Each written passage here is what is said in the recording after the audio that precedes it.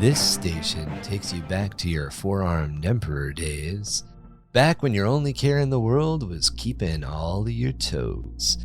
Here on 665.66 UHM Chemrat Radio, I am your host with the most numerous of toes, Goblin King, and I am joined by my notorious co-host, Marky. Tell us, Marky, how many toes do you have left? How dare you, Gobbo?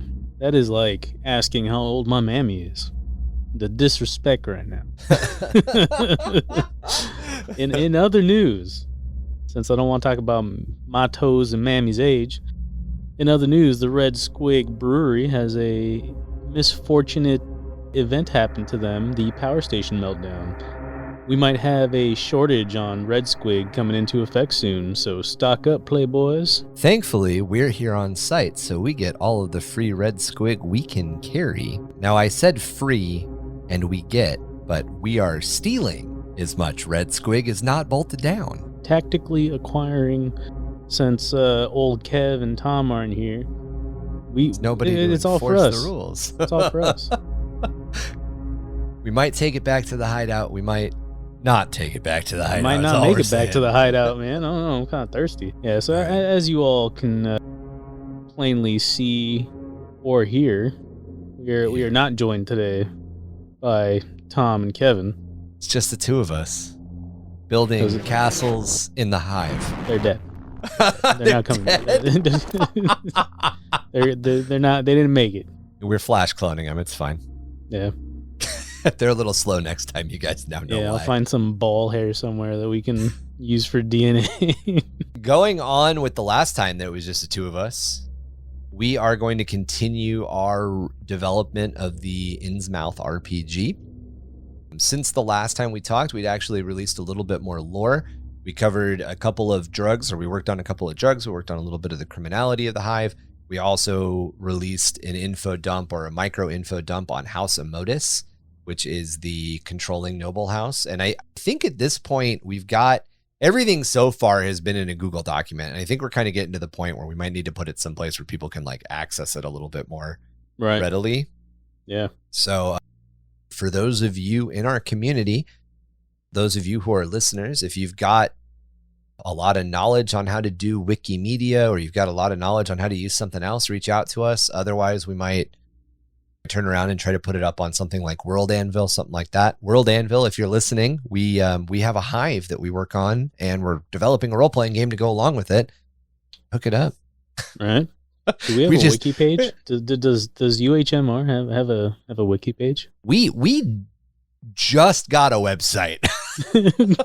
Like the main page is pretty much done, and there's copy paste the website to the wiki, man. Right, that's true. I could see about putting a wiki on the web page. Yeah. Managing wikis is kind of a pain in the ass. Is it really? Be honest. Yeah. So I don't know if I had mentioned it the last time we talked about this stuff, but I have been world building a fantasy world for 25-ish years, and that fantasy world is called Galdor, and will probably be the subject of some side episodes when we've got a little bit more time and we can cover some role-playing stuff alongside our Warhammer 40k main content. Yeah, that would be dope. But I've created an entire world. I specifically set the planet Galdor itself, which is a fantasy world, into a science fiction setting because I really liked that idea. It's one of the things that I borrowed from Warhammer 40k was the whole idea that the Age of Sigmar, not the Age of Sigmar, that the Warhammer Fantasy Battle world was a planet that you could go to in 40k. I really liked that idea, so I played around with it a lot. And I made it a core tenet of how both of my settings, Startide Expanse and Galdor, work with one another. Startide Expanse being my science fiction setting. That's dope. I originally had all of that on a wiki. And really, I used to work as a software developer and as a coder, and when I say used to, I'm talking like 20 years ago at this point. Another lifetime?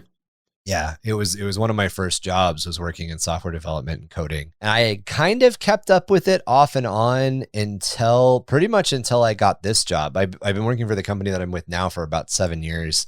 And, I do so much more engineering and fabrication here. And I did engineering and I did fabrication and electrician work at my the job that I did before this, because I worked in the signage industry. And the signage industry is feast or famine. So in order to keep the sign shop healthy and to keep the sign shop running, we also built websites for people. So I continued to at least HTML and CSS code during that. But probably like 4 or 5 years ago, I hit this wall with Wiki where I'm like, I just don't have the time to keep up that knowledge base. And I had switched Galdor to, or am very slowly switching Galdor to World Anvil. So I've been deconstructing and taking down and backing up the data off my Wiki, and I've been moving it over to World Anvil. But that doesn't mean that Wiki isn't the best thing for this. And if there's somebody in our community that is fucking good with code, or is looking for a code project that wants to set up a Wiki for us and wants to start putting stuff in, we're here. If just not, talk all the shit you want on it. as I say, if not, I know Noir and I, who's one of the listeners, creative writers that's in our group, is also into World Anvil. So the World Anvil is something that a couple of us have experience with. So we could always put it there too. Or World Anvil, if you want to sponsor the podcast. That would be delicious. We'll continue talking about how awesome you are as we put all of our stuff up on World Anvil. But yeah, hit us up, guys. Let us know where you kind of want to see that stuff go. But yeah, so as we had talked about last time, we had decided to focus on the rule set of Savage Worlds. I think the real reason we decided on Savage Worlds is I was like, we're doing Savage Worlds, and Marky was like, okay. Yeah, I mean, I was like, yeah, I mean, if you think that's best. Man, Ryan, you got a strong opinion about that, and I don't have a strong opinion about that, so we're doing what you want. Very much so. I was like, that sounds dope. But Savage Worlds it's very accessible game. It's a very easy to learn game. It's very fast paced. It's very interactive, and it's built around the ideas of using miniatures to play. So like it pretty much checks all the boxes. We had talked about the way that combat resolution worked, the way that building your character worked, kind of in brief, and a couple of other things.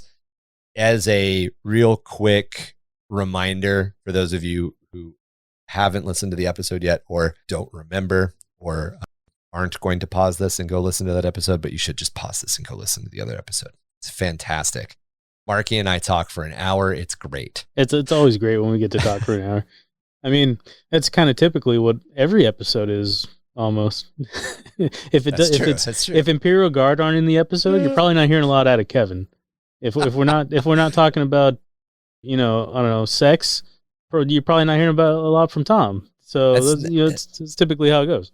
It's not true. It's not 100% true. If Kevin can relate something you say to a book or a about video game, Gaunts Ghosts, he'll talk. We'll be like, oh yeah, so the bolter shell fires out of, oh yeah, and Gaunt's Ghosts, one of the guys has a bolter. Let me tell you this story about the color of the leaves on this one planet. And I know I talk this shit on Kevin and Tom, not only because they're not here, but because mostly because they're not here.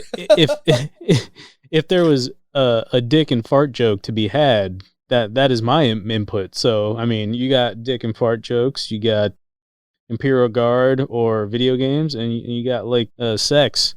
So, I mean, and I'm like the parent driving the car going, don't make me pull this thing over. I was like, today's pod was supposed to be about creative writing. Not how Tom likes to choke himself in the closet as he beats off. Belt or tie? We don't need to. I want to know, but we don't. You can always ask him. We can turn that into a 30-minute next episode. I'll just start. Hey Tom, belt or tie? He'll be like, "What are you talking about?" Never mind. Oh no, I'm pretty sure he listens. He'll answer on the next one. He'll come back and be like, Ryan, coat hanger. It'll be when he preempts me without even saying anything. We won't even get into the episode, and he'll be like, by the way, it's a rug. I'll be like, wait, what? I roll up a newspaper and shove it down my throat. Oh God. Makes me feel alive. All right. I played a game like that once. What was I trying to say? That's all. I love it. To refresh you guys. So Savage Worlds is a classless system, meaning that there's plenty of different ways to build your character. You essentially focus on your skills and your attributes, and you expand on those. It's an exploding die system. So anybody who is a wild card, anybody who is a player character or a specific type of NPCs get to roll an additional die. That additional die is a D6. If either your main die, your main attribute, your main skill die, or your wild die hit their top rank, their top number of pips. So if a D8 rolls a D8 or a D6 rolls a D6, you roll it again, it explodes. It's called acing. When you ace, a bunch of cool stuff happens. And how to build your characters, how to give them a little bit of spice of life. You get to go through edges and hindrances. Edges are little extras, the thing that gives you an edge. And hindrances are things that make your character a little bit more relatable to real life. One of the ones that I came across earlier today when I was researching stuff is called All Thumbs, which I think is fucking great. Yeah, or like missing pinky toes, you lose balance, you fail agility checks, or stuff like that. What is the All Thumbs is pretty funny. For those of you who are familiar with older role-playing games, you'll know or you'll be familiar with GURPS. And GURPS was Generic Universal Role-Playing System. And GURPS was developed as essentially a pre-runner to the D20 system. And those of you who have played Dungeons and Dragons since 3rd edition will be familiar with the D20 system. The D20 system at a point was the de facto open system.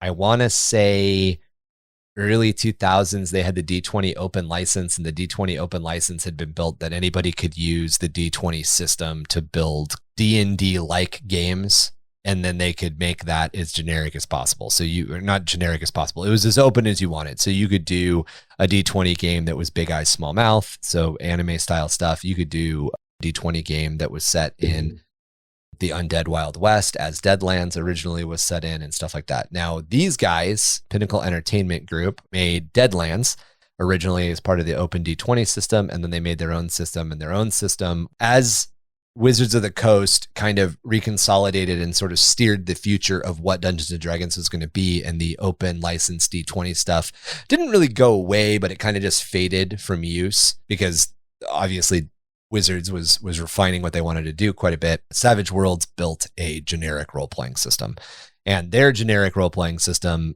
is, I think, probably one of the best on the market. And that's the main reason that we're using it. It's got essentially 4 different types, 4 easy ways to play. You've got fantasy, you've got superheroes, you've got horror, and you have sci-fi. Obviously, to us, Warhammer 40k mixes a couple of those things together. 100%. So based on that, we're going to look at what's called setting rules. So Savage Worlds deals a lot with trappings. And to run down what a trapping is and what we mean by trappings really quickly, I'd like to bring up magic powers. In Savage Worlds, we just call them powers. So a very, very common power is called Blast. And Blast is essentially Fireball. What comes out of your ass after you eat at Frank's Rocket Truck? So Blast uses a Blast template, and a Blast template looks a lot like a Flame template. If you are familiar, in fact, it's the exact same size as a Flame template if you're familiar with older versions of Warhammer 40k. And it does the same thing. Everything in that cone gets hit, and Blast is a generic rule set or a generic description for what that spell or effect does. But based on the trappings, you get to tailor it to what you want. So if you're a pyromancer, obviously your blast is going to be like a cone of flame. Mm-hmm. In Deadlands Noir, there is a substance called Ghost Rock. To sum it up as easily as possible, it's hell coal. It's warp stone. If warp was condensed into coal and then mineable from the ground, it's Ghost Rock. So Ghost Rock burns more efficiently than coal, but when you burn it, it screams like tortured souls. That's actually pretty fucking awesome. Not gonna lie. It's blue. It burns blue. It's very. I'm stealing that, by the way, for like my orcs for fast coal, because it's like essentially broken down demon engine. Right. It's like when they burn it, you could hear the person screaming. You can hear the demons screaming. Yeah. So Ghost Rock is essentially what allows the steampunk and diesel punk gadgets of the Deadlands world to work. And steampunk is, if you want a really surface understanding of what the Deadlands setting is, it's steampunk. Deadlands Noir is diesel punk because it's set in the 1930s versus the 1800s. A very surface level of Deadlands is the Wild Wild West movie with Will Smith and the other guy, Kevin Kline. It's been so long. It was not a super good movie. It wasn't an awful movie. It wasn't a super good movie. It was a great movie. On a much deeper level, Deadlands is really like, it's a horror setting. Vampires are real. They are wandering the Old West, and there's demons and all sorts of other shit everywhere. A lot of the technology is based on the utilization of Ghost Rock, and the utilization of Ghost Rock looks very steampunky in an era where the pinnacle of technology is the steam train. In an era where the pinnacle of technology is becoming the hydrogen bomb, you get like a diesel punk, atomic punk look that's in Deadlands Noir. I'm kind of wandering a little bit. So in my Deadlands Noir game, I have a patent scientist, and the patent scientist is a class that basically uses Ghost Rock and Ghost Rock science to make new weapons and technology. So Unlucky Joe is the character's name. He has a Ghost Rock gun. He basically made a sawed-off shotgun that fires the blast. That's what it does. He pulls the trigger and it activates the blast. And the way that he designed it, if you've ever played Castlevania, there's those like blue Medusa heads that fly through the air. They kind of like loop through the air, and if they hit you, they turn you to stone. Mm-hmm. So basically, when he pulls the trigger, a bunch of these like flying, screaming Medusa skulls come out of his gun, and they just fucking evaporate whatever's in front of him. So he came up with his own trapping for what his weapon looks like when it's fired. Okay, so it's like a flavor text.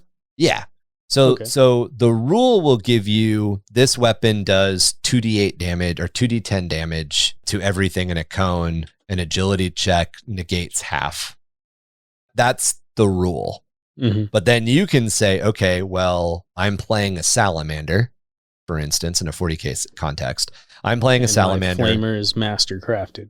Yeah, and my flamer is master crafted and fires the blast template. So when I pull the trigger, when I activate my blast power, and my gun has, say 20 activations or whatever it is before I have to replace the cell, it shoots out flame in this arc, and it does 2d10 damage to everything in that arc. One of the other things that's really key to trappings, and it depends on, Deadlands has its own version of this. Deadlands Noir has its own version of this. 50 Fathoms, Lost Parsec. There's a bunch of different settings that Pinnacle has released that all have different trappings called setting rules. And the setting rules are used to determine things that are bound to the setting you're playing in. So as an example, Deadlands uses grit, which is a setting rule which basically allows, just like what you think of when you hear grit, like true grit, it's that gunslinger quality. It allows you to use bennies to like redo a shot. It gives you ability to tweak your role in the way that would happen in a Wild West showdown. It's the grit power. And then the other setting rule that's in there is called gritty damage. So in general, when you take damage in an action of Savage Worlds, I love when I'm the only one here in my house makes a weird noise. I'm pretty sure it was just the dogs didn't react, so it was probably just the heater turning on, but I was like, what the fuck? Like, Billy? Billy? I'm gonna get naked and take a shower. Oh my God, the Moloch isn't on the shelf anymore.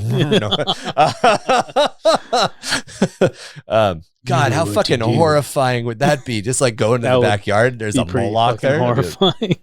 Even if it was the model, like my toy, like if my Warhammer figurines come to life when I'm asleep, oh God, it's like Toy Story. Toy Story. Like that bit that I was talking about last week. Yeah, right. It's like, I know you're alive. Talk to me, Woody. But I just like wake up like one night because something bites my toe and I look down and Moloch on the end of your toe. there's like 50 gene stealers on the blanket. I'd be like, what the fuck? I'm burning everything. Why don't you do this when I play? Yeah, seriously, just go wreck the other guy's army. I don't care if you rip his plastic apart. Shit. All right, so the other one is called gritty damage. The way that gritty damage works, in general, when you take damage in Savage Worlds, you have 8 hours to get either medical healing or magical healing, and this depends on the setting. If you don't receive healing within a certain amount of time, you have to go through the real healing process. Like, you've got to fucking rest. Mm-hmm. You weren't medically treated or magically healed within, actually, I think it's an hour after the combat being over, essentially that adrenaline fully kicking off. You might be in bed for fucking a month because you almost got your leg ripped off. So gritty damage is a setting rule, and we'll cover it a little bit more in detail in a minute, but gritty damage is a setting rule where every time you're wounded, you immediately associate that damage on the gritty damage chart. So you might get shot and then you roll on the chart and it's like, okay, the dude fucking blew a hole in your leg. You're now moving at -1 pace from here on out until it's healed, until it's dealt with. You're moving at -1 pace. So unlike a setting that didn't have gritty damage, where that effect wouldn't hit you until after the combat, that effect hits you on your next turn. Oh, so those are the two rules in Deadlands. Gritty damage carries over into Deadlands Noir. Deadlands Noir adds another one, gets rid of grit, and it adds 2 more. And I cannot remember what the third one is, but the second one is basically these are essentially modifiers to the game, to the world, essentially, right? Okay. They're rules that modify specific to the setting. So the depression modifier, the Great Depression setting rule in Deadlands Noir means that every month of gameplay, all of your PCs, everybody in the game, loses half of their income because of the Great Depression. You just so if you don't spend it by the end of the month, like if you have $600, you have $300 now. On top of, because it's a modern setting, you got to pay for your apartment. You've got to pay for your groceries. You got to pay for all this stuff. Also, if you get a job or you sell equipment like loot, it's at a 25% loss because of the depression. So that's just like, it's a flavor. It's something that makes that world feel more lived in. So what we want to do is we want to go over what the setting rules of the Underhive are.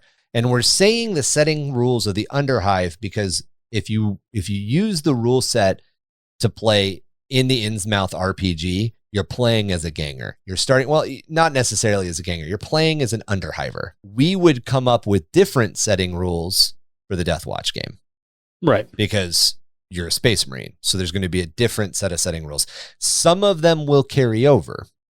One of them will definitely carry over. Now, in general, they suggest that you don't have more than 3 setting rules. And they also suggest that you use the ones that they've developed because they've developed them. You can kind of modify the trappings. You can modify how they work. And we're a little bit more experienced than people who are just sitting down to play a role-playing game for the first time. So I think we could probably come up with one. We'd have to test it. We'd have to bounce it back and forth. It would be a working idea, but I think I feel pretty throw like a one shot, something. See how it feels. Right. But with that in mind, we are going to go over the setting rules as they stand. We're going to cover each one individually, and then we're going to break down what are the components that make up the setting of Warhammer 40k. And we're going to come at it from a lore perspective, as obvious, because our entire podcast is kind of bent around lore. What? We won't. If you were to ask me as a gamer to describe the 5 things that make Warhammer 40k, I'd probably immediately talk to you about like movement, terrain, and combat rules. We're not going to talk about any of that stuff. We're going to talk about the things in lore, the things in the setting of Warhammer 40k that make Warhammer 40k tick. Setting rules. We're going to go to the summary, and we're going to go over the summary. And then if you've got any questions or there's anything we want to dive into deeper, we'll get into a deeper dive of it. Solid. So the first setting rule is called Born a Hero. So player characters ignore rank requirements for edges during character creation. pretty self-explanatory. So certain edges require that you have either a certain attribute at a certain level. So like I'm making this like up, dual wielding or something yeah, kind of thing, you right? might need so you an can dual wield agility- pistols. Yeah, Right. you need an agility of like 10. You can ignore that rank requirement in order to Right. have 2 pistols. You can just start with it. It's a really Right. good example. Very, very good example. Not a very, if you wanted to get more into depth into it, it's not a very deep one. It's pretty self-explanatory. No, I mean, don't think, that's I can see that one almost being like a given, because it's like if you want your characters to be more flavorful in the Underhive, this is something like, oh, this guy's extremely good at stealing. You Right. get like, super pickpocketing at level, or, at like fucking level 20 sneak. And I'm just making up skills Instead and of- whatnot. instead I'm of just kinda having- speaking ignorantly right now. Instead of having a stealth, instead of needing a stealth at like 10, you can just You can take ignore this. Right. So the My next guy one was is always good at stealing shit. right, just born Yeah. grifter. So the next one is called Conviction. Heroes gain conviction tokens that can be used to add a d6 to all trait and damage rolls for 1 round. Conviction is awarded for triumphs, overcoming a great obstacle important to that character, and tragedy, a personal setback, death of a friend or an ally. Conviction effects may be extended to spending a Benny. So you get this extra token that you can use in very specific circumstances, or you can use it as in place of a Benny. And a Benny you can only use in certain circumstances. That's really cool. I like that. It almost gives you like, I don't want to say hero complex, but like, what is it called when in D&D when the DM gives you like essentially a free reroll? Right. I forgot what it's called. But essentially, it's like extra oomph. Right. Like extra oomph when you need it. That's pretty cool. And that's what a Benny does anyway. So Mhm. the conviction ability basically gives you 2 Bennies. Mhm. But you're being awarded Bennies based on, either achieving something or getting fucking the shit knocked out of you, essentially. Yeah. So creative combat, a raise on a test allows the character to roll on a special table that grants additional effects. This one gets pretty in depth. If we wanted to get into it, it would be one of the ones I'd be willing to explore a little bit more. I don't think it applies to 40K. No. I mean, again, it's almost like the born a hero setting rule, Right. where it's like just gives extra flavor to your character, or it's a chance to give extra flavor to a character. Right.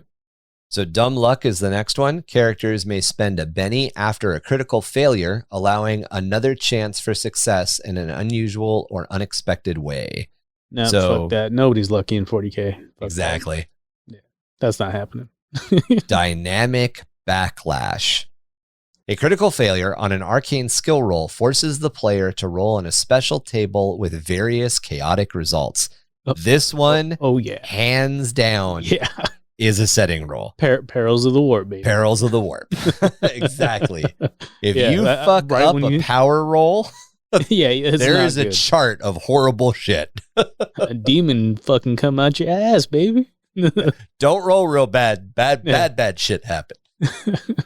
It actually, dynamic backlash, depending on how we wanted to use it, and it's a setting, we'll probably get to it. We're going to keep going because I think I'm jumping the gun. Okay. Fanatics.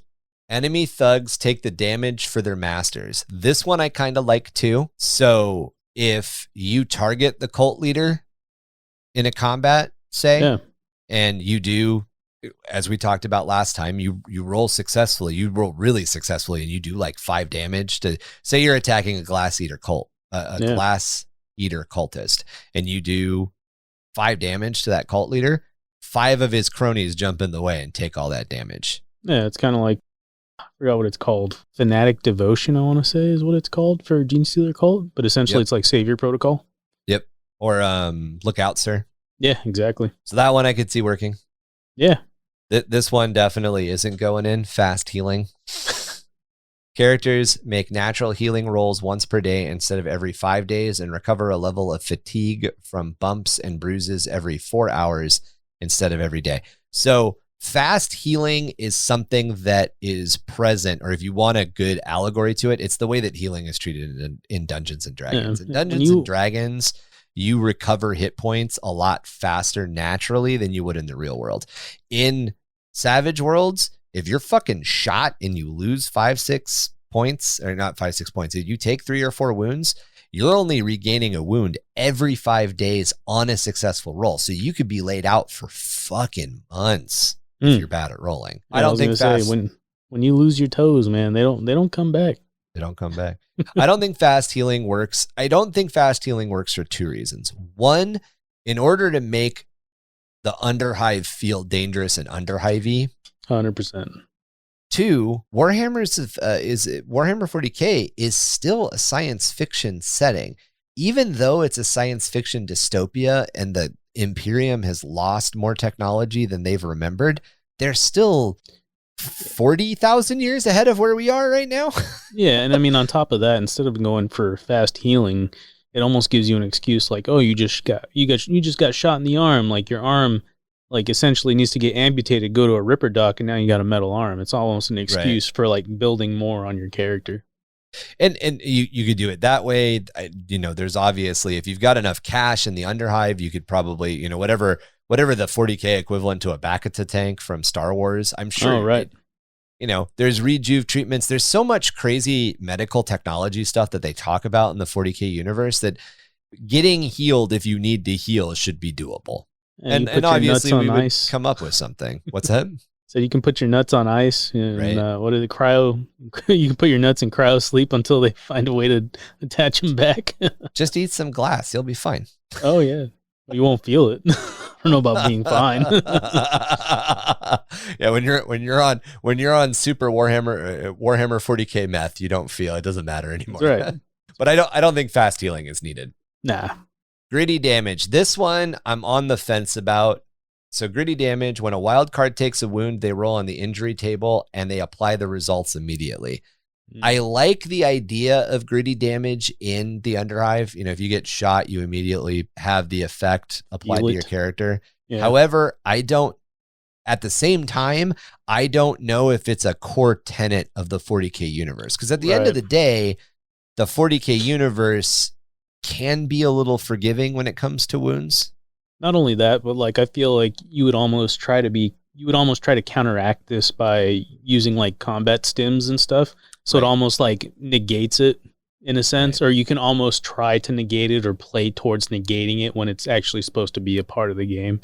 It makes more sense in either a core horror game, like a horror survival game. Like if we were making Resident Evil, gritty damage 100%. Oh yeah. Yeah. Or like if we were doing like essentially a campaign about the I always forget what the fuck it's called. The Plague of Unbelief. Well, that's probably what we are going to do.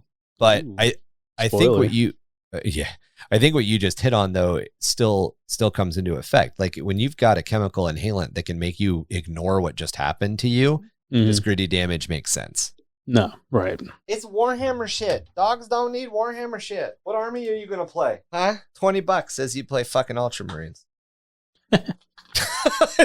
Just constant pain in my ass. Do you know how good Ultramarines are? Good to know I'm not the only one that talks to myself. I've been talking to myself for like the past 10 minutes. Oh, how's that go? You know what I was singing. What's that? You want to know one of the really nice things? You probably already know this because you own a house.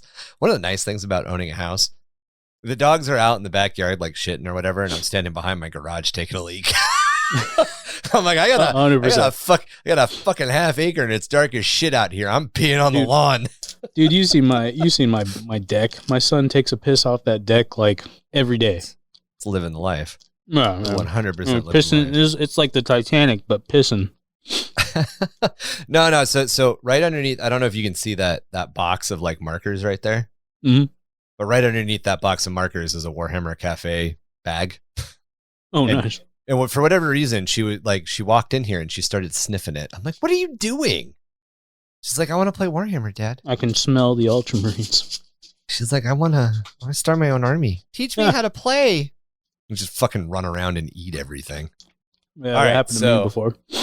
I was playing dogs, man. Playing a game with my buddy Patrick. We just picked up like a stray dog because she was abandoned. Right. And, trying to be nice. The first thing the dog does, as me and Patrick are playing 40k, is like look at the table and like look at one of the models and then just goes, "Wow," and runs away. And I'm like, if it was my model, I wouldn't have cared, but it was Patrick's Gene Stealer. He's just like, "Yo, the fuck, man." And I'm like, "I'm sorry, dude." I'll go get that back for you. Is that you end up with a 4-armed dog? That's all I'm saying. Right. All right. So gritty damage, we just went over.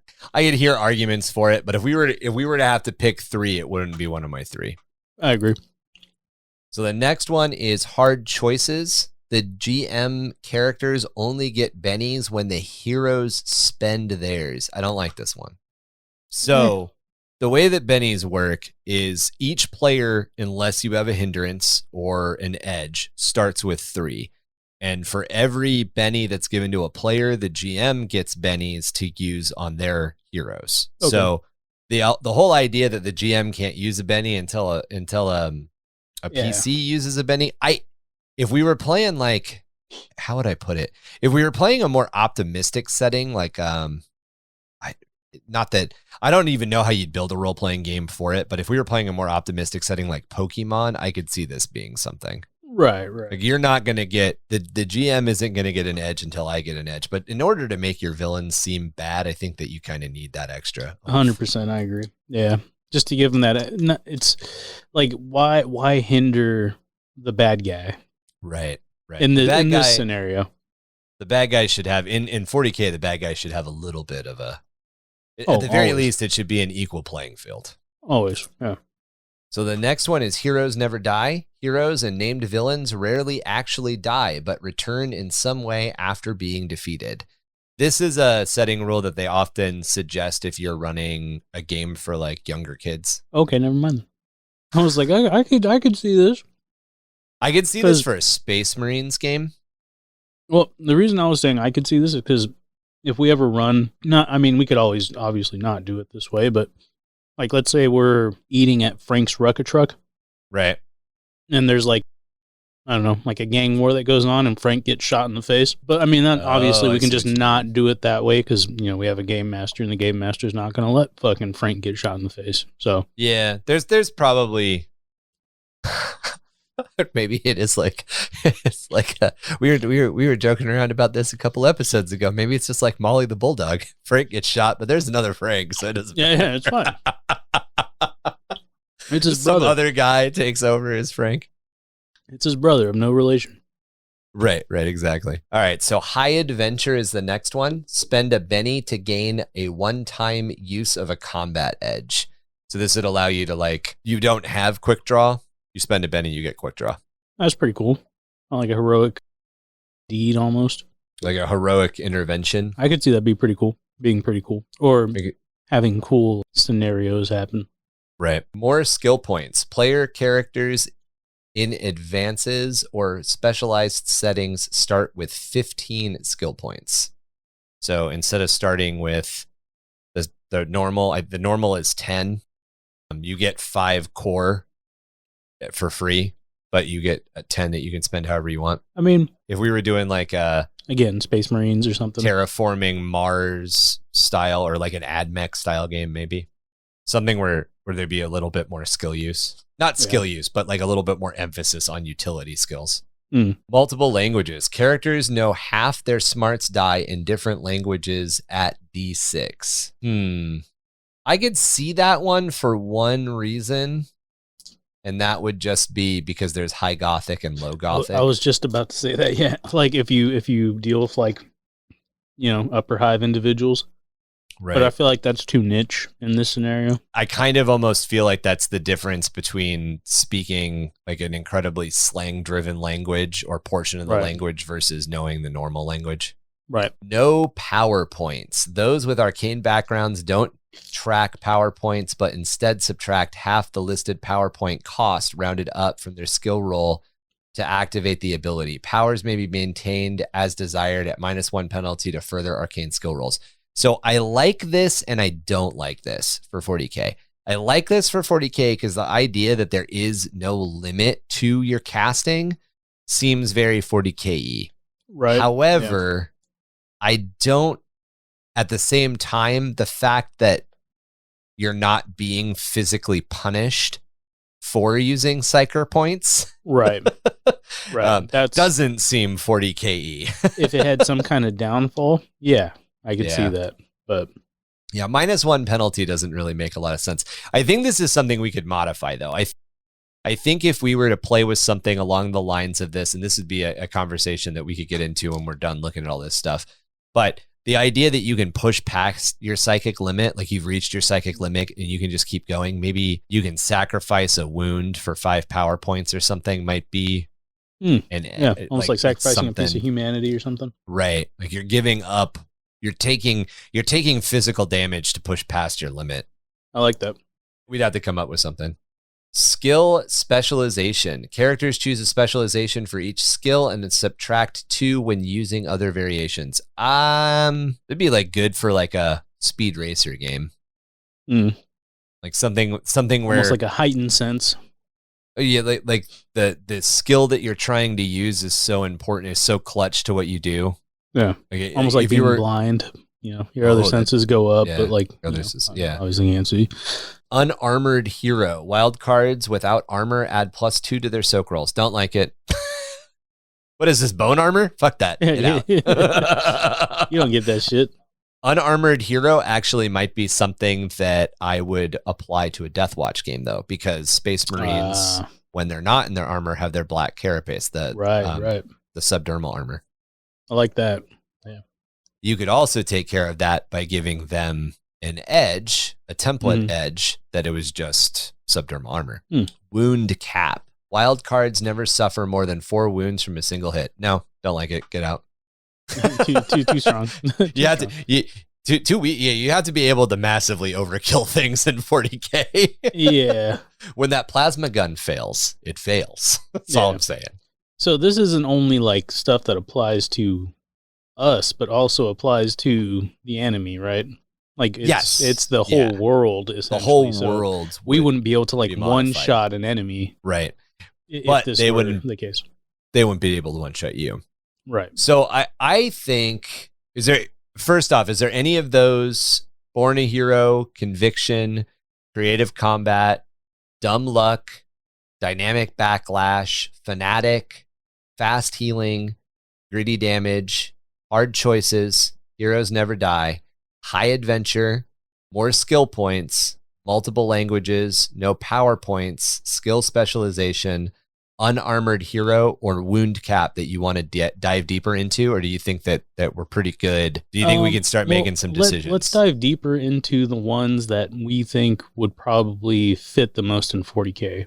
I think, yeah, go ahead. Sorry. Oh, I was going to say the 3 that kind of pop out to me, okay, and I'll explain why, are Dynamic Backlash, and I think we both agree on 100%. that. It's essentially Perils of the Warp. Right. Yeah. It hands down has to be in there. Right. The other, so because that is a negative, I wanted to go with a positive, and I actually kind of liked Born a Hero. I feel like Born a Hero, which is the one that gives your players the ability to ignore their rank requirements to gain like a specific edge, I think that helps spice up personal characters. So like, let's say, oh, well, Ryan's the GM.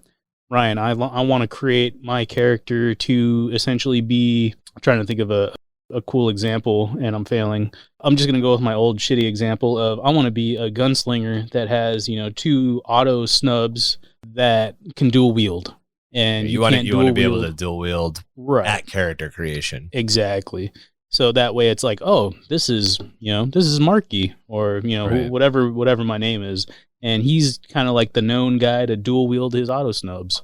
Dude, it's when you wake up like Daniel Radcliffe in the movie Guns Akimbo, where somebody bolted fucking pistols to his hands. Such a fucking wacky concept for a movie. Oh man, yeah. So it would be Dynamic Backlash, which is essentially Perils of the Warp again. Born a Hero, so it gives a little bit flavor to the characters initially from the get-go, instead of having to like build towards a certain character. It actually gives everybody like their own little spice. The last one, I'm kind of thinking, because you said usually no more than 3, right? I'm thinking Gritty Damage. Dynamic Backlash, I mean, obviously we're not all going to be psychers, right? So it's a negative to people who are psychers, and that's more of a flavor pick. Born a Hero is more of a spice pick, and Gritty Damage for me would be like a negative. Like an overall world pick. Overall negative world pick, because, I mean it's 40k. You can't, like, the outcome is always bad. So Gritty Damage kind of gives you that sense of impending doom, like, if I get hit, I'm fucked. So, like, what do you call it? Like a sense of being like, you're not a hero in this story. You're just another human. You're just another person. That's actually, I actually really like that. That's a good combination. It's a good reason. Oh, gotcha. So to dive deeper into Born a Hero, heroes may ignore the rank qualifications for edges during character creation. They must still meet any other requirements as usual. The usual rules for rank requirements apply after character creation. So this would only be a bonus at character creation. So basically you could start with that extra edge, that extra special thing, which I like. And the reason I like it is Warhammer 40k as a setting establishes a couple of things that apply or can apply to the everyman that can either get way, way better or way, way worse, depending on how you look at it. So mutation and latent psychic ability. And we talked about this when we talked about sanctioned psychers and the way that the Imperial Guard uses psychers. Sometimes your psychic ability is just you're a little lucky. So this could fit in with that. You know, you're just born with whatever extra little bit of extra luck. Yeah. Dude, how shitty would it be to create, I'm going to go back to my example of like a dual wielding character, and like your first fight or like encounter, your arm gets like blown off. So it's like you can't dual wield because it's like, yeah, he used to dual wield, but now he's one arm Marky. So that's pretty funny. One arm, that's a gang name right there. One arm Marky. So dynamic backlash, which I think we've pretty much is going to end up in the setting. Yeah, it only makes sense, I think.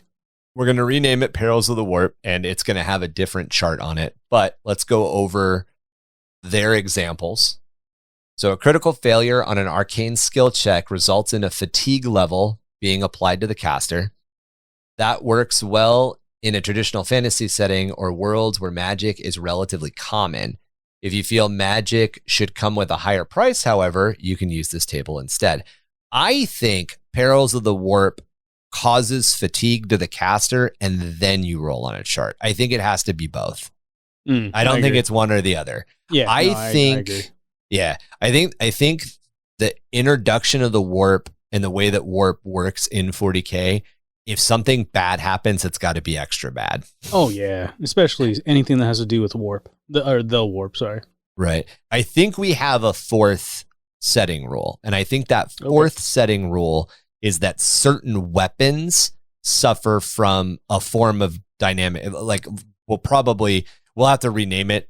It won't be dynamic backlash, but it'll be the same thing. So if you fail on a plasma gun roll, or a hot shot las gun roll, there are going to be certain weapons where if you critically fail with them, you're going to have to roll on a chart. I think so. But where my head is going is if you are using legitimate Perils of the Warp. So I think it's dynamic backlash / Perils of the Warp, Perils right? of the Warp. That's kind of where you were going with it. And where dynamic backlash would be a physical backlash, like your autogun jams because all the weapons in the hive are complete shit. Yeah. So it happens in Necromunda as well, where you basically have to roll like to make sure your weapon isn't a piece of shit and jams or breaks or, whatever else happens. It's so we're taking this one rule and we're splitting it into two. There's going to be Perils of the Warp on one side, and there's going to be some sort of like tech backlash on the other side. Right. So we just have to come up with a name for the tech backlash. Yeah, I mean, we can keep it as dynamic backlash. What I was thinking for the physical ones, it would be like that's where it would be either one or the other, the fatigue point or roll on the table, where if it's Perils of the Warp, you get both. Because I think Perils of the Warp is definitely way worse than like a dynamic backlash of your gun jamming or your, you have a hot fucking round and your gun blows up. Right. And that should be like, you can choose to take a fatigue. Right. You lose your turn and you take a fatigue, or you can take your chances rolling on the chart. Right. Or it's like your gun blows up and you lose a finger, some shit. You got to spend a turn to go find your finger. All right. So the dynamic backlash chart, as they have it, you roll 2d6, and we would come up with to be perfectly honest, what we would probably do is just take the ones that exist in the Rogue Trader and the Dark Heresy books because they're fucking awesome. Right. To give you an idea what they do, you roll 2d6. On a result of 2, catastrophe, something goes terribly wrong. The GM must decide what. But some ideas are new and permanent minor hindrances, the inability to use powers for several days, or an explosion. Backlash should be thematic if possible. If the hero tampers with dark forces for his ability, for example, he might become corrupted or summon something sinister into this world. Number 3, a result of 3 is a backfire. The power is successful, but instead of going against the target, it goes against a different target, including potentially the party. That could be like a ricochet or something. Yeah. A 4 or 5 is a short circuit. The power fails, but the power points allocated are spent along with an additional 1d6 power point. That's pretty bad. Like it power drains you. Oof. Stunned. The caster is stunned. He subtracts 2 from his arcane skill rolls for the rest of the encounter. 9 to 10, Overlord. The character synapses crackle and overload with power. He takes 2d6 damage plus the cost of the power in power points, including any power modifiers the player already declared. 11 is just fatigue. You suffer from a fatigue. We're already giving you fatigue anyway, so not on our chart. Yeah, basically it's a wash. Yeah, and then 12 would be overcharge. The power draw emits energy from the air, automatically succeeding against the target with a raise and costing no extra power points. So that's a plus. That's it. Yeah, it's rare. It's the highest roll. So that would be a perils of like double sixes, for example, where the power still goes like a super smite, essentially, right? Where you peril, but you get a super smite. Right. I think what we should do is, first off, we're renaming it Perils of the Warp. It's going to immediately cause a fatigue, and then you're going to have to roll on a chart. I think we use the chart from the Dark Heresy books because the Dark Heresy books have some crazy stuff like all mirrors and 100 feet start weeping blood. In the Perils of the Warp in the Dark Heresy book, that like affects the entire party. Right. And I think that's important. Plus flavor. I think if your psyker fucks up, everybody in the radius, it's not good. Gonna get a little tingly. Right. I do like that. I think the other part of Perils that I like, and maybe it's another power, or maybe we introduce it as part of a different setting rule. We don't have to use the setting rules as they are. We can modify them a little bit. It's more like guidelines. Is that Pirates of the Caribbean? Yeah. But I also really like the idea of I'm out of power points. I need more power points. I'm going to fucking sacrifice my health to keep casting. I don't know how we're going to work casting. That in. Yeah, exactly. So the last one that you had picked out was gritty damage. This variation on damage works well for settings such as a gritty detective scenario or a realistic military adventure. Pretty good pick. Pretty similar, yeah. It can be very lethal, so use it cautiously. Whenever a wild card takes a wound, roll on the injury table and apply the results immediately. But roll only once per incident, regardless of how many wounds are actually caused. Makes sense. So this can only happen to you once. It can't happen to you 4 times in a row. Right. So it's like, you lost your arm. Oh, you lost your leg. Oh, you lost your other leg. A hero who takes 2 wounds from an attack, for example, rolls only once. Injuries sustained in this way are cured when the wound is healed. The injuries sustained via incapacitation may be temporary or permanent as usual. A shaking character who's shaken a second time from damage receives a wound as usual, but does not roll on the injury table. That's not that. Okay, that's not that bad. Yeah. So that's where I was like, man, like at first I was like gritty damage, like you can take combat stims, but then it also gives you a reason to bring things like combat stims into the battle or into a fight where it's like, man, if I lose my leg, I hit myself with some black rage and I'm, back up again kind of thing. We should definitely work in like an addiction rule then. Oh yeah, that's a good idea. Okay. So I think I know my 3. I think we're going to end up with more than 4. I think we're going to end up with... dynamic backlash is kind of like a twofer. Must. Yeah. So the example is Gabe is a hellfighter, a soldier during Weird War 1. So the Weird Wars are the World Wars, but with fucking zombies and vampires and werewolves and all sorts of shit. Dope. He is wounded by a German sniper and rolls on the injury table. He rolls a 10, which means the leg. So his left leg is damaged, and he gets the slow, which is a minor hindrance, a reduction of pace until it's healed. Okay. I like that. I actually really like that. I think that plays really well. I was originally going to pick my own 3 and then kind of argue with you. Yeah. I think we agree pretty well that dynamic backlash has to happen. Yeah, dynamic 100%. backlash. The whole idea that fucking with the warp is inherently dangerous is so core to Warhammer 40k. Only makes sense. Like, there's no reason not to have that in there. Right. Now that we've talked about it, I really agree with you with gritty damage. I think gritty damage needs to be a thing. Yeah. And I think for the same reasons. I think if you know you're going to go into a combat, you're going to prep for it. Mm-hmm. So you're going to have that combat stim. Your combat stim. Right? Yep, exactly. You're going to make sure that your psyker is capable of healing or whatever it is. Yeah, you're going to eat some glass so you feel no pain, essentially. No pain. Right. Born a Hero was not something I was originally thinking of, but I don't think my alternative is better. What were you thinking? I was thinking to do either skill specialization, where every time you pick a skill, you have to specialize. So you don't take shooting, you take shooting las pistol. So if you shoot an auto gun, you're going to suffer a -2 penalty because you're not specialized in it. That's pretty much like my biggest, but at the end of the day, you know, as to where I can reason that out, that might be more punishing than necessary. So the reason why I kind of like it is because when you specialize in something, like, so for example, I'm going to keep using, Ganger Marky. Right. So Ganger Marky specializes in auto snubs, right? Right. Well, if his auto snubs jam or break, or he loses them and he's like, oh God, I need a weapon, and he picks up an auto gun, he's like, I haven't used one of these before, it only makes sense that he's not as proficient with that auto gun than he is with his auto snubs, right? Right. So I do like that. Let's go read it, because that was the whole thing.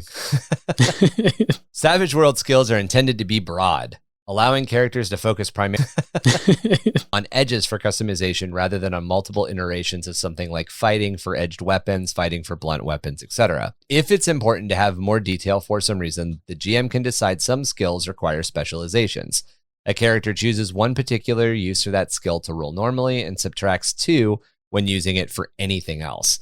Gaining an additional specialization counts as raising a skill below its linked attribute, so a character can gain 2 new specializations with an advance, or mix and match to gain a specialization and increase the skill below. Below are skills appropriate for extra detail and some examples of specializations. So boating, powered sail or steam, there's obviously different parts of boats. In our case, piloting. You know, are you capable of piloting aerospace? Are you capable of piloting a fucking grav lifter? Like, there's going to be different things to pilot in the Underhive. Right. Driving, hover, tracked, or wheeled. Again, I could make a bunch of examples. Like, you might know how to drive a forklift, but that doesn't mean you know how to drive a fucking hover car or a ground vehicle. Fighting, axes, blunt weapons, exotics, long blades, pole arms, short blades. I think that's pretty self-explanatory. How good is your ganger at using weapons? Right. Piloting, fixed wing, rotary space. I talked about that in boating. I don't think we would have boating. I think boating would be a non-skill. You could take boating, but I don't know why you would. You're a sump boater. Right. Actually, you know what? Depending on that might be pretty funny. How much of an asshole I am during that particular session, you might need somebody who needs a boating. Riding, camel, horse, dragon. Riding would be another one that I don't think would be massively applicable to the Underhive, but maybe. Unless you ride a 4-armed rat. Holy shit, dude. You ride a 4-armed emperor into battle. Come on, Cletus. Into battle. That's our Rough Riders. Yeah. Oh my God, dude. Oh, it'd be so good.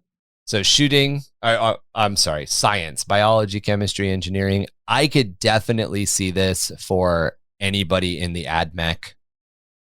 Well, not only that, but like doing, like, let's say, Kevin's characters into crafting like stims, or he's in the that's true. the pharmaceutical market. Is that what we're calling it these days?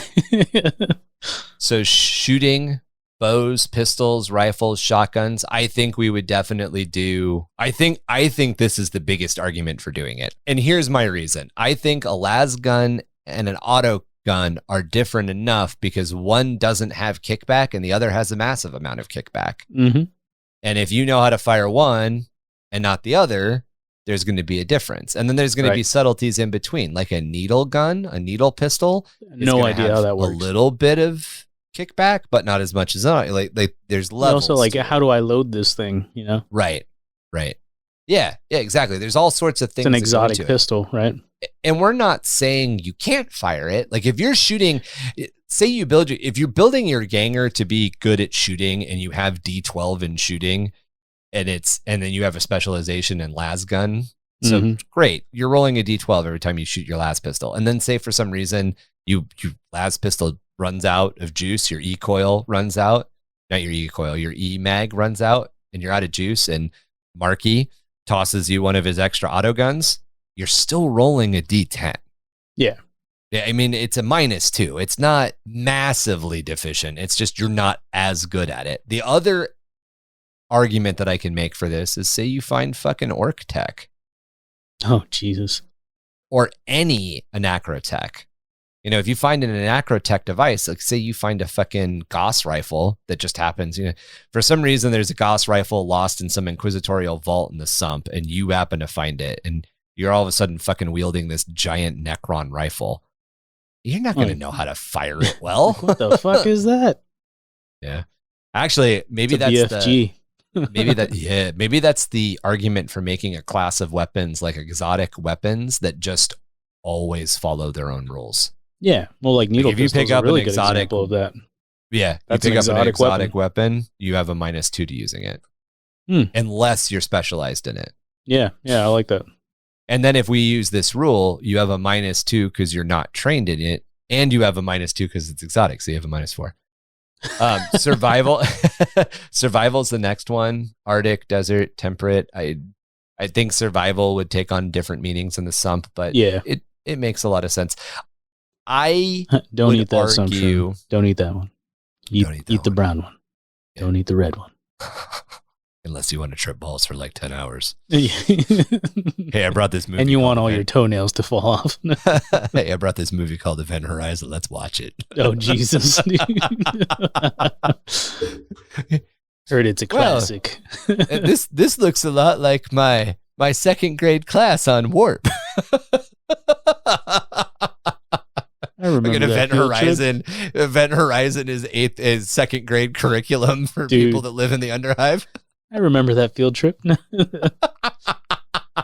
That would be the only one that I didn't agree with you on. So in addition, I think that we need a rule that determines madness and addiction. I think there needs to be a setting for madness and addiction. Okay. And I think the way that it works, I think the way that it needs to work is the more that you take an addictive substance, the more chances you have to pick up the major hindrance addiction, which exists in the game. Nice. Okay. And I think there needs to be a madness component to it as well. And I think that the more you see or fuck with the horrors of the warp, the more it's going to mentally fuck with you. Yeah. I like that. And I'll look into that. I'll try to put more rules to that, but that's the overview. The overview whether is it's like you get night terror, like you suffer from constant night terrors, or if you take too much black rage, your hands aren't steady, so you can't. You're taking a -1 or a -2 to shooting because you can't steady your hand. Unless some shit like that. Right. Unless you take it, exactly. Like little things like that, I think would be pretty awesome. Again, like adding more. What's that? I like the madness one. The way that you kind of broke it down, because one of the things that immediately popped into my mind as a GM is you're suffering from a certain amount of madness. You have a hard time sleeping. So you're going to have to make an additional test. And that additional test is, can you sleep all the way through the night? And if you can't sleep all the way through the night, you can't make your healing check for that week. Oh, that's rough. So it puts you into a position where you have to pay for medical services. To risk addiction by taking pills to fall asleep. Or you take not slow-mo, you take ice, so that way when you do sleep, it actually feels like you've slept for a long time. Bam. Get it. That's 4D chess. I was playing 3D chess, man. I just slept for 30 days. The other one that I think we need to work in, and you agreed with this, is some sort of technological backlash. There needs to be a rule that stands in for the fact that a lot of the technology in 40K, and this is another core principle to the 40K setting, is stagnant, and it's going to be even worse in the Underhive. Yeah. So the second part of what I wanted to talk about was, what are the core pillars? If you had to reduce Warhammer 40K to 4 pillars, what would those 4 pillars be? Oh, they would all be negative. It would all be negative. Right. So, but what are they? They would definitely be, so as far as the settings would go, is that what you're asking? As far as the settings would go, what would be those 4 pillars? Or take it out. I mean, put aside the stuff we just talked about, because we're gonna try to make a decision. So the first pillar of the Warhammer 40K universe that I think we both agree on is the warp. Right. The warp is something that is inherent to the 40K universe and how it works, and we've got a rule for that: perils in the warp. So now we've got to figure out what our other 3 rules are. Would you say something like Gothic? That's more of a scene thing, but it's more like a trapping. Okay, that'd be more of a trapping. So yeah, I'm trying to think it's whatever the word is for the feeling of there's no hope. There's no happy ending. Yeah. Right. Okay. So impending doom, essentially. Yeah, I would put that as in the grim darkness of the far future. There is only war. Every race, no matter who you are, is so focused on the endless grinding conflict of the Warhammer 40K universe that no one can get out of that stagnation that comes with that. Right. I think that affects everything. I think that affects the weapons. I think the technology. I think that affects the weapons. I think it affects everything. And sure, it's going to be better than what we've got in certain circumstances. I'm sure you can go lay in a fucking auto dock, or you can go to a ripper dock and probably 2 hours later leave without any lasting effects to the fact that you just got a fucking new arm, as to where we would take a couple of weeks or months to heal from it. But or lose our arm. Or lose our arm. But I think the fact that there is such a reliance on that is that double-edged sword. There is no hope. Right. You know what is coming next. Yeah, you lost your arm, but you also lost your arm. You're in that scenario in the first place. Everyone is. Right. I think gritty damage falls in with the universe really well too. I think that's a good one, and I think that kind of comes back to that. It's a war game setting. It's a military. At the end of the day, it is a more militaristic setting than, say, Dungeons and Dragons or Star Wars. Yeah, 100%.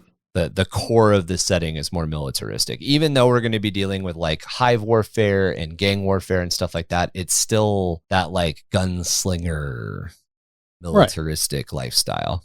Yeah, especially on the Underhive version of it. Well, I mean, even both versions. So whether you're playing as a Death Watch kill team or you're playing as a bunch of gangers, I think big one would be the horror element. And obviously we've got some of that with the warp, but even without the warp, there's a lot of horror in 40K. Right. So with that in mind, I can see why Born a Hero would be really good, because the people who are going to break that mold are going to have something extra. Right. So where you play in a Jason movie, where Jason goes around and kills, Bob and Billy and Mandy and Karen. They're just whatevers, right? They're extras. Right. But there's that one person that has that extra oomph, which would be the Born a Hero. So your a final girl. Right, exactly. And it's oh, well, she's extra badass in this scenario. Right. There's something that gives her that edge. Right. So much of the Warhammer 40K universe really revolves around the idea of the warp. Right. It really does. Really does. Yeah. I mean, another thing about, because we talked about the impending doom, 40k. When you think 40k, the universe, you're thinking everything is so extra killy. Just to drive it home about gritty damage. Everything is so extra when it comes to killing potential, right? The needle pistol, the freaking plasma pistol, the freaking like everything, like everything can. The worst weapons in 40k are the best weapons in the current universe. Yeah, in the current time. Right. There's going to be an interesting thing when we talk about the weapons and the weapon damage table, because like, do we notch everything up because of that? Or do we balance it all by notching it all back down to a baseline? Oh, so no, do we make a las pistol do 1d10 damage out the gate? Or do we say that a las pistol does 1d6 because it's the least powerful of? You know what I mean? Oh, no, definitely things will be scaled up. Yeah, they'll definitely be scaled up because when everything sucks, don't get me wrong, it's extra killy, but the reliability of that, your grandpa's las pistol that he handed down to you. Right. You can't have a failure or a critical failure. And maybe that's the tech rule. Baked into the game, if you have a critical failure on certain weapons, they fail spectacularly. Oh yeah. But I think our rule is if you fail, there's a chance. Even if you just fail, there's a chance it's a crit. So It doesn't have to be 2 1s. We'll have to figure out how to do that. But yeah, I like that. Yeah. And I like the idea that like a las pistol might just fucking like it's a las pistol is more powerful than an M4 A1 right out the gate. It should be, which just means a bolter is nasty. Just ridiculous. Yeah. we're gonna have to balance that with powers though, because like I guess we don't. Well, I mean, how so like you can't just have a psyker running around the hive blowing people up with force lightning. People see that and they're like, that guy needs to get taken away. Like, right. So that's the big thing that we're doing overall. So this is a science fiction setting, but instead of doing a science power, we're doing psychic power. Mm-hmm. So one of the edges that you'll have ability to buy will be that background edge for psyker. And you can take that at character creation. I think we limit it. That's how background edges work. You can only take them at character creation. Gotcha. So it's a character creation only ability. Maybe we should do another edge that's like latent psyker that literally just gives you luck. Yeah. We should play around with the idea that like there's some things that just make you, or maybe that's how we explain the luck edge. The luck edge is just a latent psychic ability because there is a luck edge. Yeah. 100%. But so the background edge psyker gives you the ability to take powers, and then your powers manifest however you choose them to. They're going to scale on the level of the best Imperial technology that they have.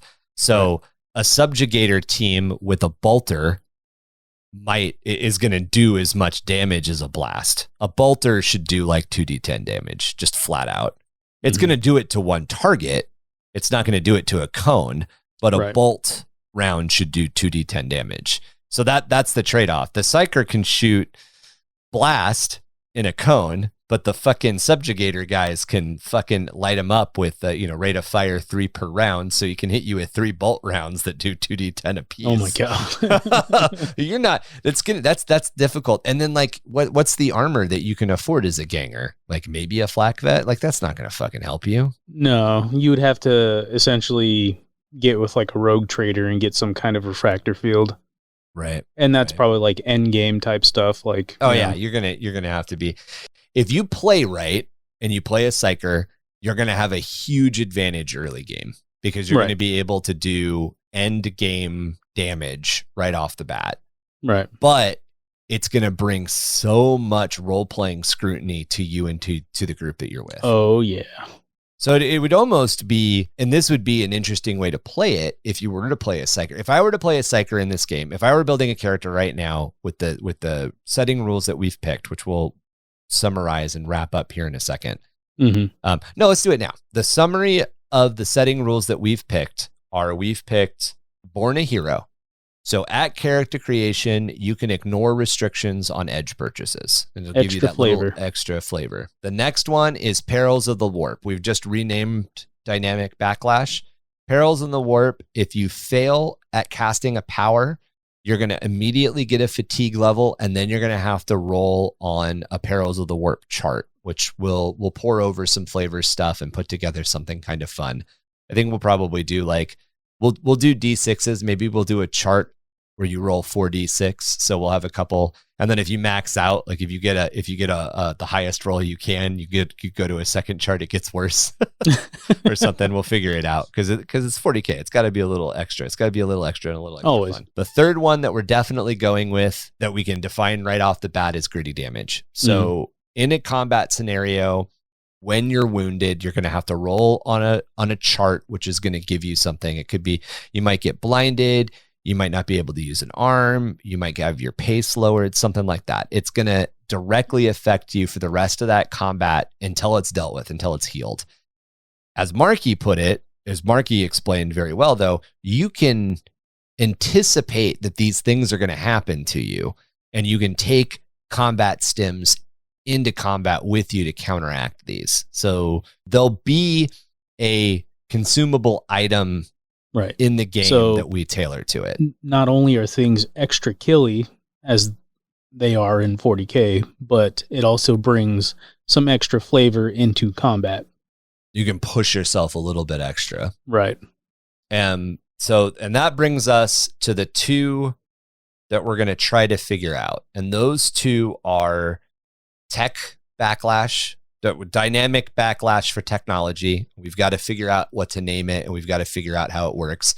But in general, I feel that any weapon of a certain class, probably any exotic weapon is probably what we'll name it. Plasma, Melta, Needle, Gauss, anything weird, will not have a critical and a critical failure set, or a failure and a critical failure set. It'll just have a critical failure roll. So if you fail using that weapon at any level, you're immediately going to have to roll on a critical failure chart. And we'll build that critical failure chart so it's not like overwhelmingly stacked against you because you're going to roll on it twice, essentially. We'll just have to figure out how to balance that. And that'll take a little bit of math and a little bit of back and forth. The last one is the Addiction and Madness. And we already have some ideas on how that'll work, but that rule will also encompass, if you're pushing on the madness side, will encompass if you're a psyker and if you're pushing yourself.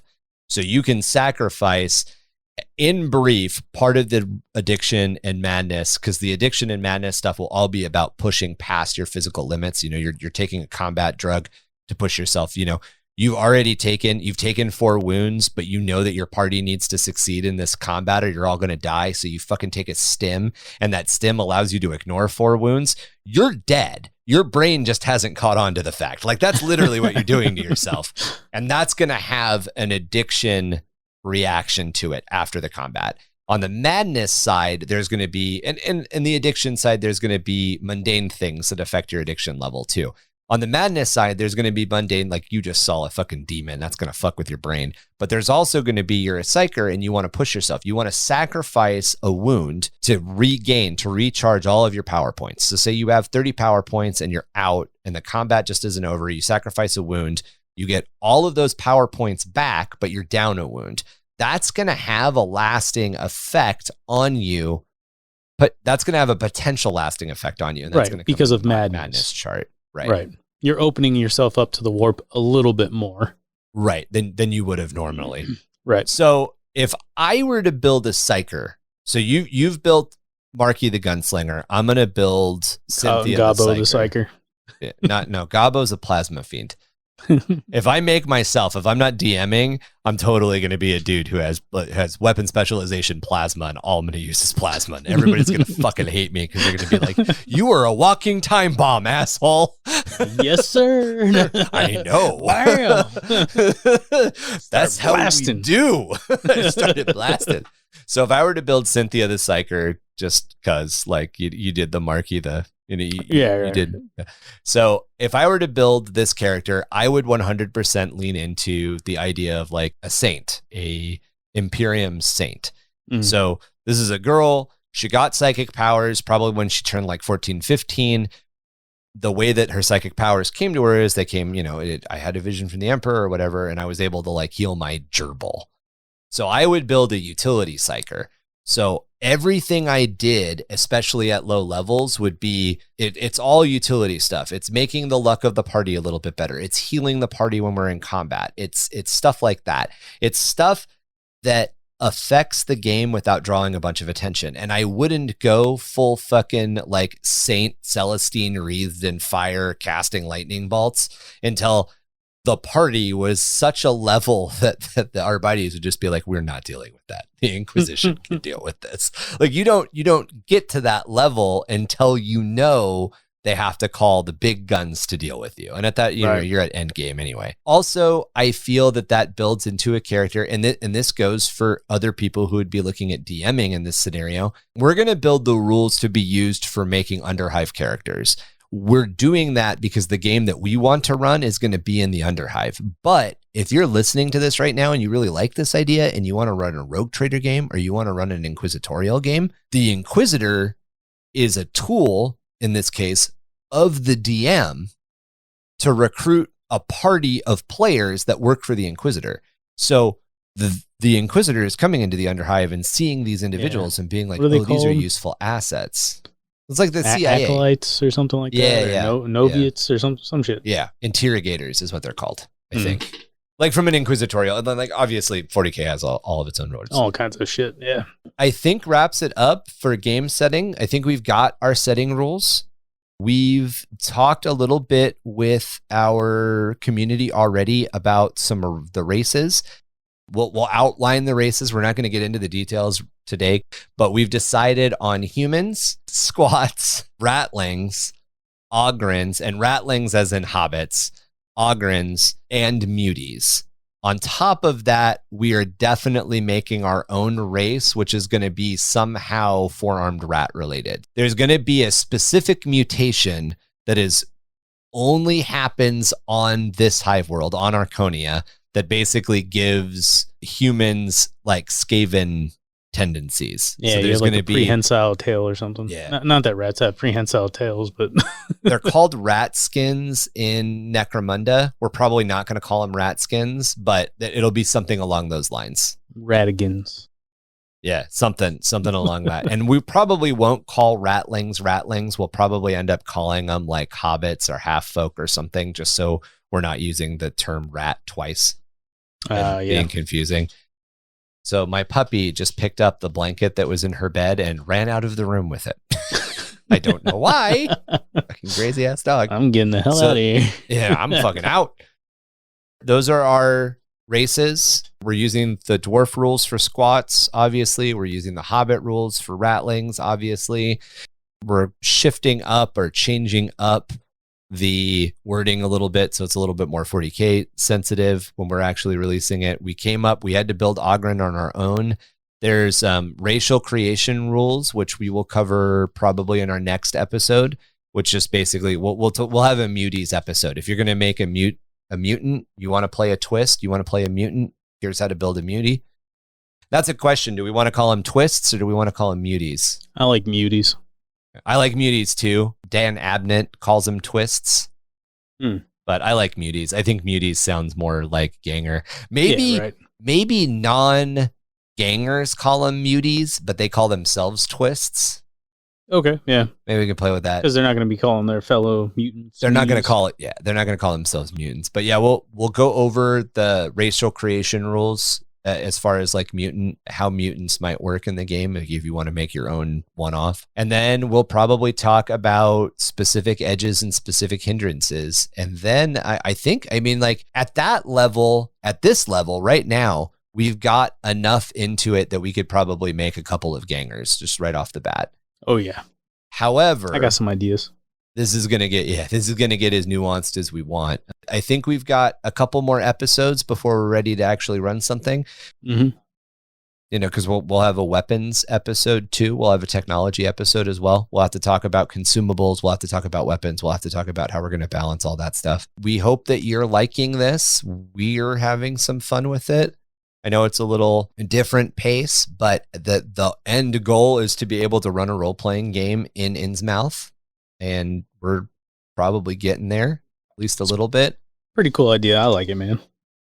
We will put the setting rules down and come up with some flavor text here in the next couple of weeks and get those released on Patreon. So if you are listening to the podcast right now and you are interested in getting a little bit more involved and seeing some of these rules as we come up with it, Patreon is going to be your go-to source. The other way that you can get involved with us as far as coming up with some ideas for the setting itself, because that's the whole other thing, the lore of Innsmouth Hive and the lore of the planet Arconia we are currently developing. We have 3 hives now. We have Innsmouth, which is essentially our hive primus. We have Amity, which is the secondary hive. It's probably the second largest hive, and it's the rival to Innsmouth. More like, do you like the Vikings or do you like the Rams rivalry? A little bit less East Coast, West Coast. They're not going to war with one another. They're just, different murder ball teams. Different exports. And then our last hive, the hive that we decided on last week, has a really weird name. So I need like 33.2 seconds to grab it. So Marky, that was a very specific number. I mean, they're going to be impressed. Dead on or fucking horribly wrong, right? Right. That's how it works. Is this the one? Oh no, because the one that we were talking about was the Carcosa. we were talking about the, what was it, the planet Arconia? Yeah, so Arconia is the name of the planet. It's in the Carcosan subsector. I like Carcosa. I really like that name. Carcosa's I like that you implemented both of them, Arconia and Carcosa. If enough people vote for it, like I wanna reward. And by the way, if you listen to our episodes, you'll have noticed a couple of episodes ago we used the Cracked Elysium as our location. The Cracked Elysium was a name voted on and proposed by our awesome Discord community. So if you guys are just listening to us, we love it. Keep listening to us, but you can get real involved with a crazy group over on our Discord. So check our Discord out. Yeah, you don't even got to talk. You can just vote. Yeah, you can just vote. Or you can toss us crazy ideas like lungfish that swarm on people and rip them apart. Yeah. Feed on you like piranhas. Right. So the last hive, the one that we just introduced, was another name that was up for the potential planet, and that was Oth Nagari. So the Oth Nagari, or Nargai, Oth Nargai. It's a weird word. You'll have to see it spelled. It's OOTH-NARGAI.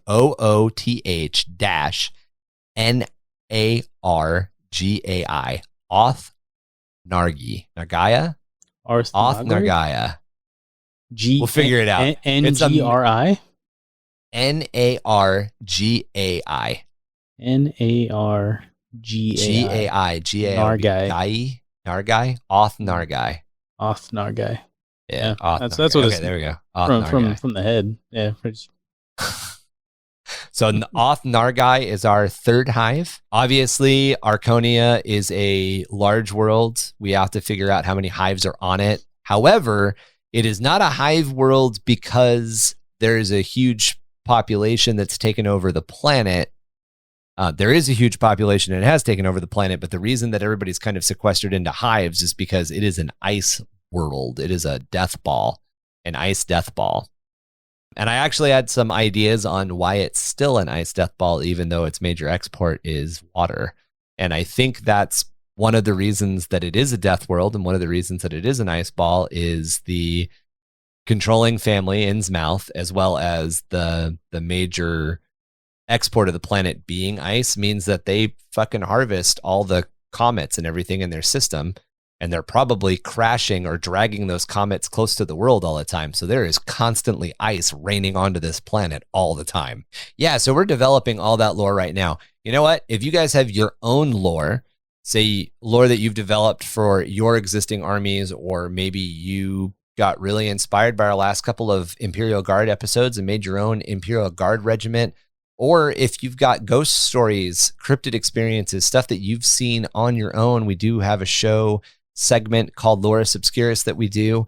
We want those stories. We want your lore. We want your ghost stories. We want to interact with you guys more. And you can get that stuff to us at underthehiveofmadness@gmail.com or grimdarkgaming@gmail.com. If you guys are interested in getting a little bit more involved with us, we've got a couple of different ways for you to do that. One of the quickest and easiest ways is you can join our growing Discord community. There will be a link to that down in the show notes as well. Our Discord community, we talk about a lot of stuff. We talk about existing lore. We talk about the Hive lore. We talk about lore that people are writing for their own homebrew armies. We also talk about the state of the game, tactics, and a bunch of other stuff. We get into a lot of the meat and potatoes of Warhammer 40k and some other hobbies, including video games. So definitely suggest you check out our Discord community. The other way that you can get involved is by joining us on Patreon. That's www.patreon.com/Under the Hive of Madness. Not only do your contributions through Patreon help us keep the show going, but it also helps us expand into some other things that we want to do. As we've mentioned in the past, we are trying to get to a point where we can do giveaways on a more consistent basis rather than 2 or 3 times a year. We'd like to do it maybe 6 to 8 times a year. The best way to get us to that level is to join us on Patreon. The other thing that we do through Patreon is we do have a painting contest that happens quarterly, and there are some assets, some art assets at higher levels that you can get access to. You can also kind of get an idea of where we're taking the show, and you can help us make some decisions with polls, questions. We haven't done one in a while, but every once in a while we ask questions to the community for our creative writing episodes. Hey, what do you guys want us to talk about? What questions do you have from a creative writing standpoint? Another thing, as we talked about pretty heavily in this episode, is these setting rules and this stuff for playing in the Innsmouth Hive, for playing a Hive Ganger RPG. We are currently developing, and we're going to be releasing that through Patreon exclusively, at least right off the bat, quickest. Another way that you can really help the podcast grow is you can share it by word of mouth with your friends. That's one of the best ways that we're going to be able to grow no matter what. We love having a community surround us. We love being able to interact with our listeners. We have a pretty dope show, and we think you should share it with as many people as you can. So give us those star reviews, those likes, and those subscribes. Yeah. Yeah. Our website is up. It is being worked on all the time. We do have a link tree as well, but you can get access to all that various stuff through our website pretty easily. As normal, I try to drop actual links and the correct spellings to everything down in the show notes so you don't have to guess. I think that's it, Marky, unless you got anything else to put on the social plug. No, I think that's about it, man. I think you wrapped it all up swimmingly. We've recorded like 50 of these, and I still feel like when I do the social plugs, I'm like, and I internet with fingers, so watch my internets. Please. Please. Well, we've got about 10 to 12 truckloads of Red Squig, which apparently is just going straight to Marky's. I think that he severely underestimates how many of those crates are going to my pad, but it doesn't really matter. And I think 601 Gobbo severely underestimates the amount I can drink before we get to his pad. I mean, you're going to have to pee a lot. it's fine, though. At that point, you'll probably just be peeing straight Red Squig. Yeah. It's like, it's like a little fountain. Like a still suit in Dune, right? It just recycles no matter what. Yeah, it's like recaf. It's like re-squig, and it's just give it to Beast. Well, if you're as hopped up as we are, or at least approaching as hopped up as we are, or if you want to be as hopped up as we are, or if you just want to hopped up, continue to listen to 665.66 UHM, our Chemrat radio. We ply Vox free Innsmouth as often as you'll listen to us. No, I take that back. We ply it all the time, but you should. Yes. Always remember what the old wise man in the sump said: never give a four-armed emperor red squig after midnight, or bathe them in red squig, or why does anybody attempt to keep four-armed emperors as pets? What was that old man talking about? I got another one. Mogwai. Read a fucking book. That's how you stay away from the Mogwai situation. Just right. Read a fucking book. Yeah.